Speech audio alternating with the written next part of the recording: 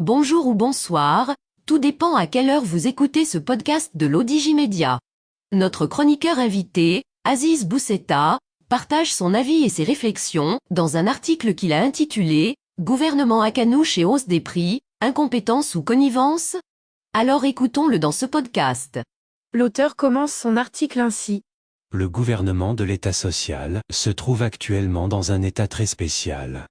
Triomphalement et un peu trop précipitamment, formé sur un socle restreint de 3 parties, RNI, PAM et Istiklal, le voilà aujourd'hui qui semble tanguer sur ses fondations mal plantées, la solidarité gouvernementale n'étant plus qu'une vue de l'esprit, et le rejet populaire apparaissant de jour en jour marqué. Il existe en effet une ligne de fracture, qui s'élargit de jour en jour entre une population en attente d'une vie meilleure, comme celle qui avait été promise lors du dernier scrutin, et un gouvernement de plus en plus insupportablement technocratique. L'auteur poursuit son article ainsi. La préoccupation majeure des gens, aujourd'hui, est celle des prix élevés des denrées alimentaires de base, qui menacent de s'étendre encore au-delà du mois de Ramadan si rien n'est fait, et pas grand-chose n'est réellement fait. En face, une cacophonie gouvernementale, avec des ministres qui jurent que tout est entrepris pour contrôler et sanctionner, un autre qui affirme ne pas identifier les spéculateurs et appelle à la délation, en plus d'admettre le plus clairement du monde que les mesures gouvernementales n'ont pas eu l'effet escompté, et d'autres encore qui expliquent contre toute vraisemblance que le gouvernement gouverne. Pour faire simple et clair, l'inflation explose en février, passant à 2 chiffres et ne semble pas prête à revenir à des niveaux acceptables, du moins pas grâce à l'action gouvernementale. Et le porte-parole de ce gouvernement, Moustapha Bettas, n'a rien trouvé de mieux pour se défendre qu'un aveu d'impuissance, reconnaissant que les mesures que le gouvernement a prises n'ont pas atteint l'objectif que nous ambitionnions. Quelles étaient ces mesures ? Principalement la chasse aux spéculateurs et la quasi-interdiction d'exporter certains produits agricoles. Et quelles sont les causes de cette hausse des prix des produits alimentaires de base ?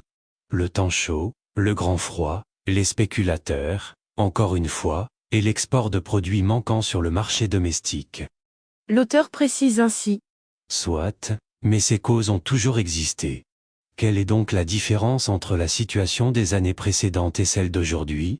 Abdellatif Ouabi apporte un début de réponse lorsqu'il exprime son étonnement face aux pressions exercées par certaines gens.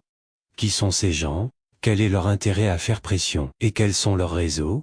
Abdellatif Ouabi est toujours ministre de la Justice, et il ne se préoccupe pas d'apporter des réponses à ces questions. Il est certes plus facile de s'en prendre à des exportateurs, qui risquent maintenant de perdre leur marché, que de s'approcher de spéculateurs autrement mieux introduits. Donc, au final, si le gouvernement n'a pas atteint et encore moins réalisé ses objectifs de maîtrise des prix, c'est à cause des spéculateurs et des pressions. Le conflit d'intérêts n'est pas loin, et bien évidemment l'impunité aussi, qui lui est consubstantielle. L'auteur mentionne ainsi. La question à poser ici est donc de savoir si le niveau élevé des prix des produits alimentaires, durant ce mois de Ramadan et après aussi, tient de l'incompétence du gouvernement à contrôler les prix ou, plus grave, à sa connivence avec des spéculateurs et avec ceux qui exercent des pressions. De la réponse à cette question, et surtout des actions qui s'en suivront, si action il y a, dépendra l'avenir de ce pays pour les prochaines années. Mais tout cela, on le sait déjà, ce qu'on ne sait pas en revanche, c'est quand sera-t-il mis un terme à ce gâchis institutionnel ?